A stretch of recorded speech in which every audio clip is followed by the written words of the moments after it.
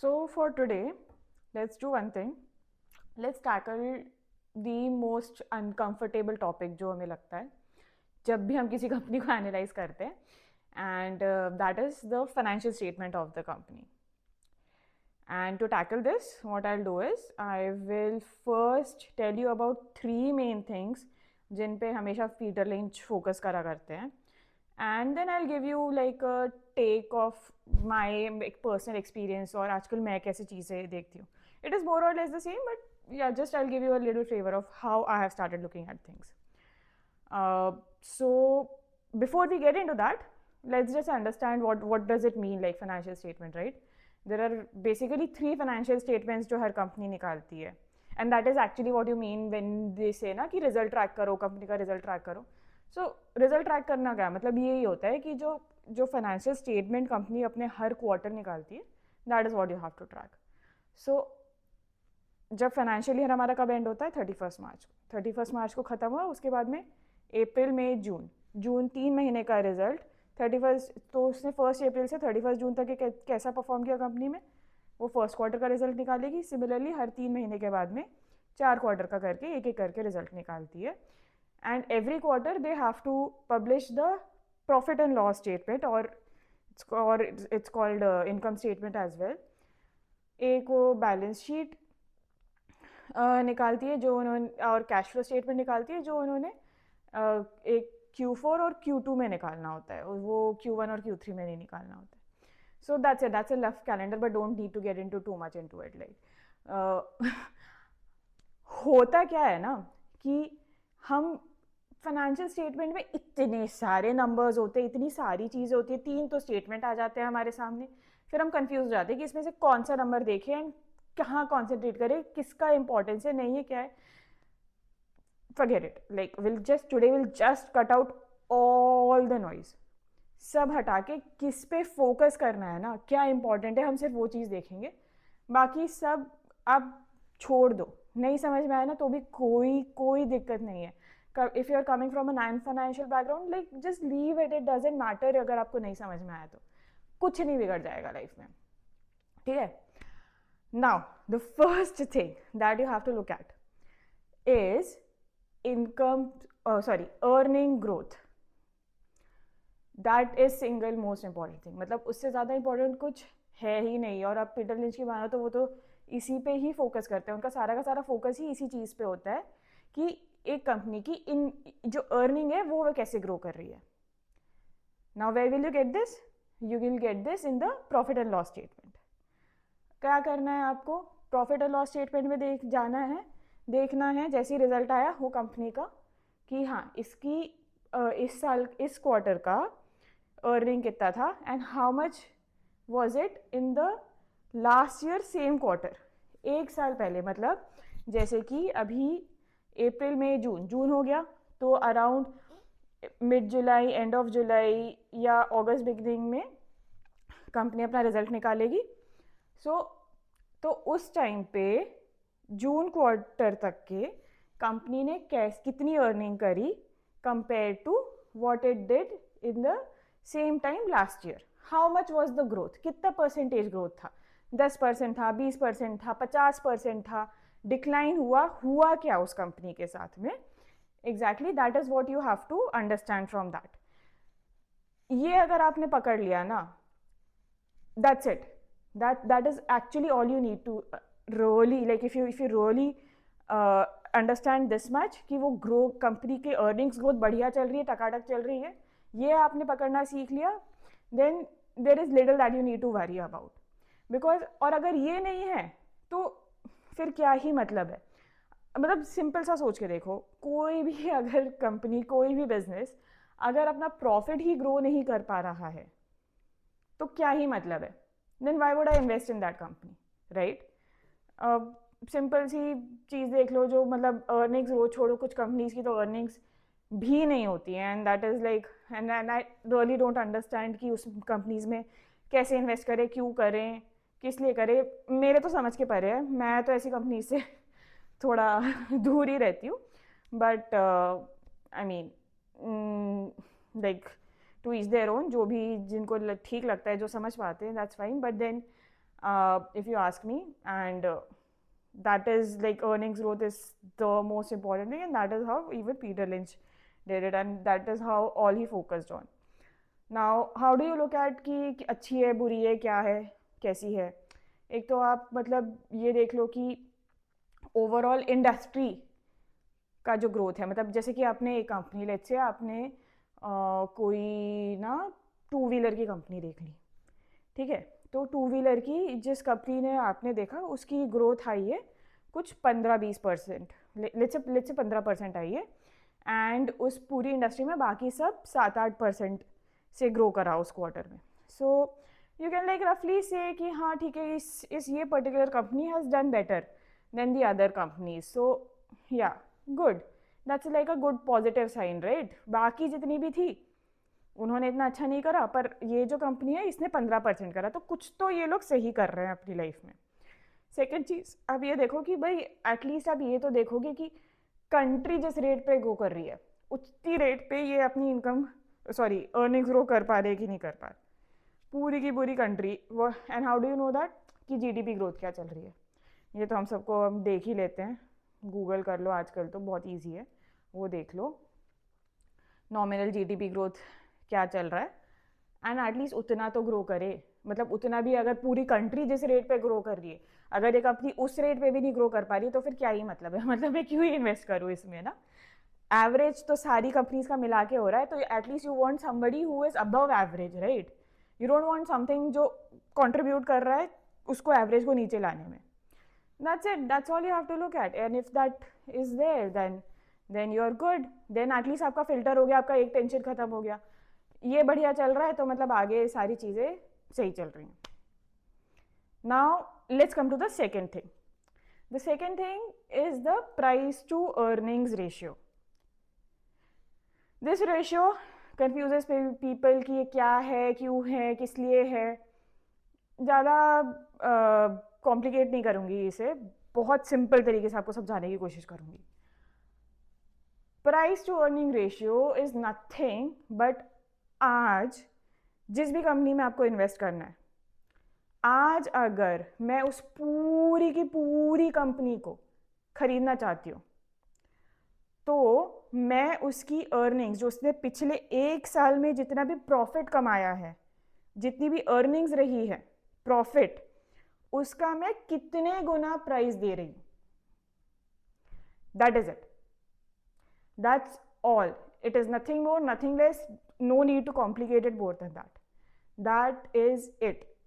सो अगर किसी कंपनी को मेरे को अगर खरीदने में, मतलब पूरी की पूरी वो कंपनी का जो, जिसको मार्केट कैपिटलाइजेशन, आप क्या दोगे अगर आपको पूरी कंपनी खरीदनी है कि उसका वैल्यूएशन कितना है, उसका मार्केट कैपिटलाइजेशन कितना है, करेक्ट? तो उसका मार्केट कैप कितना है 100 करोड़ की कंपनी का, उसका पूरा का पूरा वैल्यूएशन जो है वो 100 करोड़ का है. सो आपको पूरे के पूरे, अगर आपको पूरी कंपनी खरीदनी है तो आपको 100 करोड़ देने पड़ेंगे. एंड लेट्स से उसका पिछले जो पूरा साल गया अभी तक के, उसमें उसने 10 करोड़ कमाए, तो आपका प्राइस टू अर्निंग्स क्या रेशियो क्या हो गया? आप कितना गुना दे रहे हो उसके पिछले साल की अर्निंग्स का? 10 गुना. So price to earnings ratio हो गया 10. That's it. It's just that simple. Now price to earnings ratio तो आ गया हमारे पास में, हमें समझ में आ गया कि इसका मतलब क्या है, बट अब इसका करें क्या?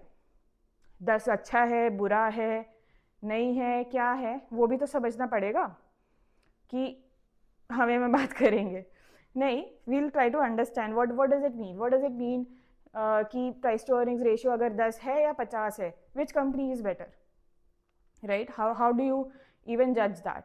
सो for that what we'll do is we'll take example of 2 different companies. एक है जिसका प्राइस टू अर्निंग्स रेशियो 10 है, एक है जिसका प्राइस टू अर्निंग्स रेशियो 50 है. But like if you just think about it एकदम नॉर्मली अगर आप सोचो, तो ये जो 10 वाला जो जिसका प्राइस टू अर्निंग्स रेशियो है, दिस साउंड्स मोर सस्ता, एंड ये जो 50 वाला जो है दिस साउंड्स महंगा, राइट? क्योंकि इसका तो 50 गुना दे रहे हो आप, और इसका तो आप 10 गुना ही दे रहे हो, है ना? लेट्स से ऐसी 2 चाय की टपरी है, 2 अलग अलग चाय की टपरियाँ चल रही हैं, बट अब इसमें मैं एक और आपको लेयर ऐड करती हूँ so that it will give you a bit of context.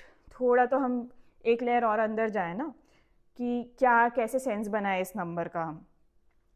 So let's say कि ये जो कंपनी है जिसका प्राइस टू अर्निंग्स रेशियो जो 10 है, ये ना अगले साल ये बोल रहे हैं कि हम इस साल हमने 10 करोड़ का मुनाफा किया, अगले साल हम 20 करोड़ का करने वाले हैं, डबल कर देने वाला है अपना प्रॉफिट। ग्रेट, क्यों? क्योंकि वो अपनी दुकान थोड़ी बड़ी करने वाला है, बढ़िया प्रोडक्ट लेके आने वाला है और वैरायटी के प्रोडक्ट लेके आने वाला है। सो इसीलिए उसका ना प्रॉफिट डबल हो जाएगा, 10 की जगह 20 करोड़ का हो जाएगा। ऑन दी अदर साइड ये जो दूसरी कंपनी है जिसका प्राइस टू अर्निंग्स रेशियो 50 था, वो क्या बोल रहे हैं, इनका भी पिछले साल प्रॉफिट 10 करोड़ ही था, बट दे आर सेइंग कि हम अगले साल अपना प्रॉफिट 10 गुना करने वाले। तो ये 10 की जगह अभी 100 करोड़ कमाने वाले हैं। How are they going to do that? They are going to do something. वो बोल रहे हैं कि मेरी अभी एक चाय की टपरी यहाँ पे मैंने 10 लोकेशन और आइडेंटिफाई करी है, मैं उन 10 जगहों पे खोलने वाला हूँ और ये सारा सब मिला के, दोनों चीज़ें मिला के मेरा बढ़िया सा हो जाएगा और मैं इस साल तो मेरा 10 करोड़ का प्रॉफिट हुआ, अगले साल मेरा 100 करोड़ का प्रॉफिट हो जाएगा। एंड इन दोनों कंपनीज का लेट्स से मार्केट वैल्यूएशन जो है वो 100 करोड़ है। नाउ व्हाट इज सस्ता, व्हाट इज महंगा, right? How now both these companies are actually equal. If you look at the forward earnings, if you adjust it for the growth that these companies are going to get, they are now equal. कोई difference नहीं है दोनों में. How do you do it? You adjust it for the growth that these companies are going to get. That's it. ये 10 का आपका PE ratio था. How much is it going to get? Double. Correct? So you divided by 2, इसका P ratio हो गया 5। ये जो company थी हमारी जिसका 50 का था, ये कितना हो जाने वाला है, इसका प्राइस टू अर्निंग्स हो जाने वाला है, इसकी अर्निंग्स होने जाने वाली है 10 गुना। So you divided also by 10, you get 5। अब इसका भी P ratio like considering the forward earnings, इसका भी पी रेशियो 5 हो गया, इसका भी पी रेशियो 5 हो गया।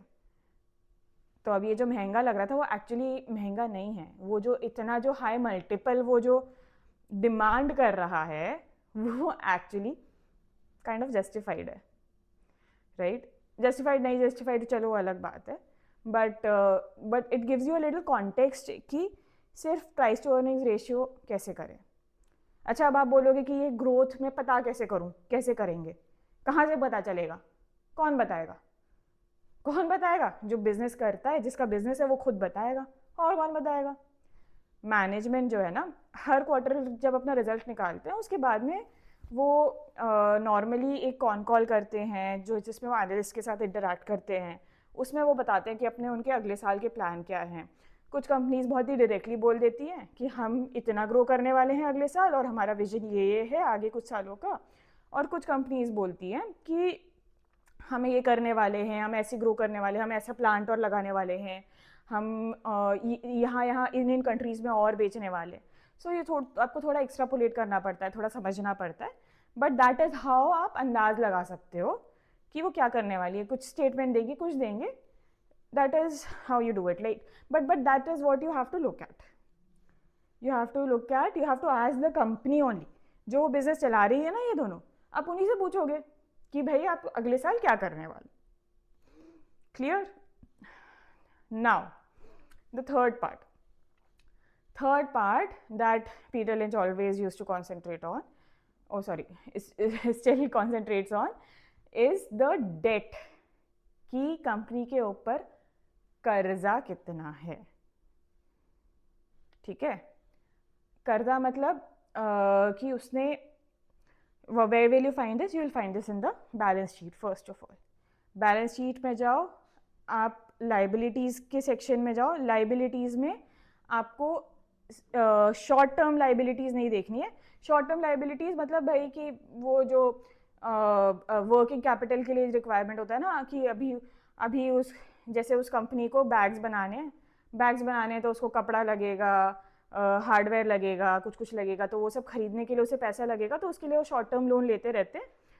उसका तो अपने को क्या ही करना है, मतलब वो तो भाई हर कंपनी को लेना ही पड़ेगा, और उसके वो इतनी दिक्कत नहीं होती, बहुत ही शॉर्ट टर्म के लोन्स होते हैं।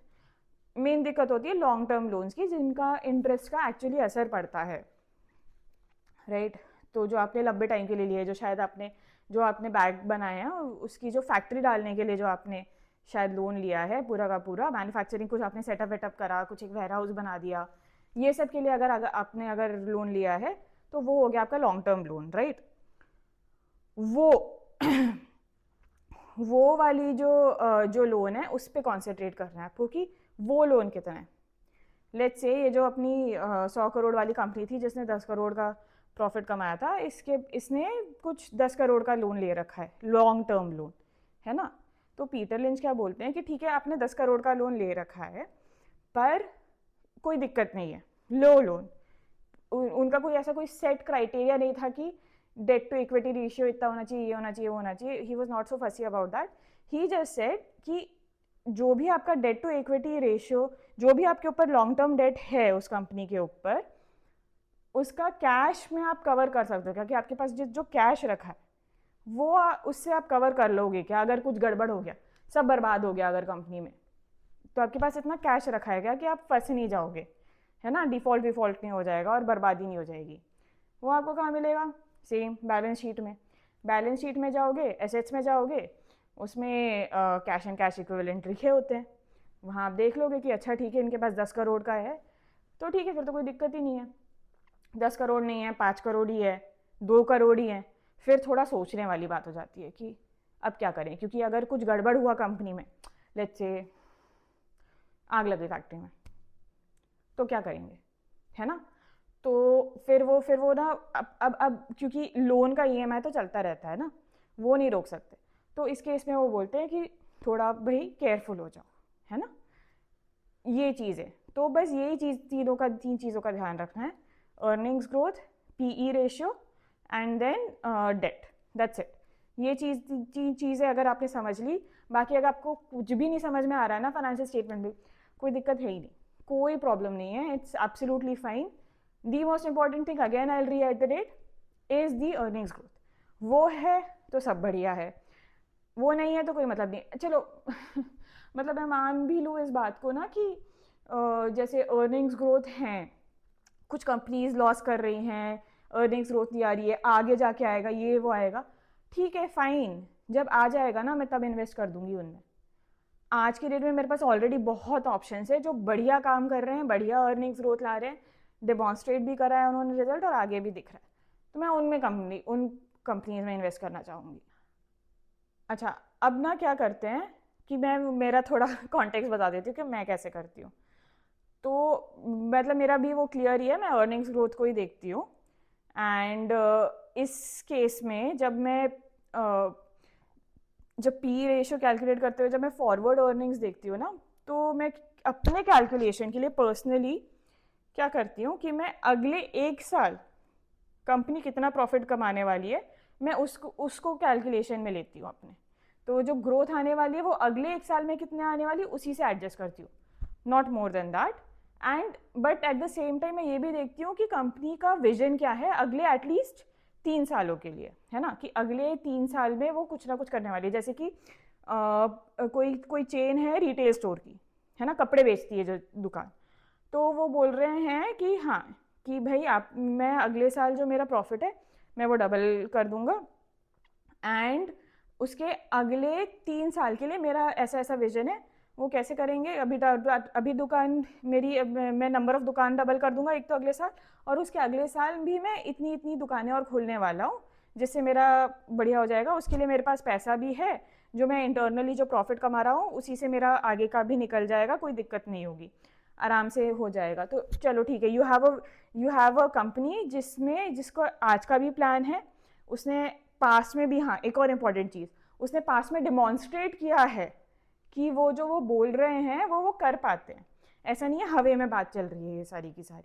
तो हाँ, उन्होंने जो पहले बोला है कि वो अब इस तरीके से कर सकते हैं, अपना मतलब जो वो बोलते हैं कि हाँ हम इतने रेट से ग्रो करेंगे, उन्होंने कहीं ना कहीं दिखाया है अपने रिजल्ट में, एटलीस्ट 1 क्वार्टर 2 क्वार्टर दिखाया है, एंड उसके आगे का उनका विजन भी बहुत क्लियर है कि वो कैसे करने वाले हैं। पर जब मैं अब कैलकुलेट करूँगी ना, जब मेरे पैसे देने की बात आ रही है और मैं जब मार्केट कैप में के हिसाब से देख रही हूँ कि भाई मेरे को पूरी कंपनी को खरीदनी है, तो वो मैं अगले 1 साल की अर्निंग्स के हिसाब से कैलकुलेट करती हूँ, उससे ज़्यादा नहीं। उससे ज़्यादा का क्योंकि पता नहीं है भाई, दुनिया इतनी बदल रही है ना आज की डेट में कि मैं 1 साल से ज़्यादा का क्या ही करूँ, है ना। ये चीज़ है, तो मैं तो 1 साल का लेती हूँ और उसके आगे का विजन देखती हूँ कि हाँ भाई आगे भी बढ़िया करेंगे, मैनेजमेंट बढ़िया है, काम तो अच्छा कर लेंगे ये। That's it. एक तो पहली ये चीज़ हो गई। दूसरी चीज़ जो थोड़ी मेरे को मतलब ट्रिकी है is the debt part, you know, क्योंकि बहुत छोटी छोटी कंपनीज होती हैं बहुत। अब वो क्या करेंगे? अब आप सोचो ना कि अगर आपका कोई कज़िन, कोई फ्रेंड कोई बिजनेस कर रहा है, चालू कर रहा है, तो वो क्या करेगा? वो अब और उसे पता है कि हाँ ठीक है, उसने आज के डेट में उसने अभी अपनी एक दुकान लगा रखी है, या लेट्स से एक फूड ट्रक है, या एक उसने अपनी एक छोटा सा उसने एक कैफ़े खोला है, पर अब उसे डबल करना है, दूसरी जगह भी खोलना है, तो क्या करेगा? लोन ही उठाएगा ना। कहाँ से वो इतना पैसा लाएगा? तो it's okay, sometimes it's okay to break that rule. And Peter Lynch ने खुद ने भी वो रूल ब्रेक किया है अपना खुद का, कि जब उन्होंने डेट को वाली चीज़ को इग्नोर किया है। So you have to be very like I mean smart about it, and you have to have your, finally it's about you ना, कि आपको कितना कॉन्फिडेंस है और आपको क्या लगता है कंपनी को देख के ये कर लेंगे नहीं कर लेंगे। अगर आपको लगता है कि हाँ ठीक है इन्होंने कर्जा उठाया है बट ये कर लेंगे भाई, ये ग्रो कर लेंगे, ये अच्छा काम करते हैं, कर लेंगे, तो कोई दिक्कत नहीं है। थोड़ा मैं उसको लेती हूँ, मैं देखती ज़रूर हूँ हर कंपनी का कि उनका लोन है कितना, मैं 100% देखती हूँ, but then I give a lot more weightage to कि अर्निंग्स की ग्रोथ कैसी चल रही है उनकी। that's all I have to say about financials, and that is literally all you need to concentrate on. मतलब बहुत सारी चीज़ें होती हैं उसके अलावा कि भाई इन्वेंट्री लेवल्स क्या चल रहे हैं, कैश फ्लो क्या चल रहा है, फ्री कैश फ्लो कितना है, ये वो, मतलब कोई घुसते ही रह जाओ उसमें, तो मतलब कोई एंड नहीं है। Like we can talk in depth about it and keep understanding it, but अगर सही में मानो ना, तो ये अगर आपको चीज़ें कुछ कुछ समझ में आ गई, मेनली तो अर्निंग्स ग्रोथ समझ में आ गया और P ratio adjusted for growth अगर समझ में आ गया ना, दैट्स इट। और कुछ आपको समझने की ज़रूरत है ही नहीं, है ना। Okay, so thank you so much, and if you like this video, and if you want to see more such content, then please consider subscribing. Thank you.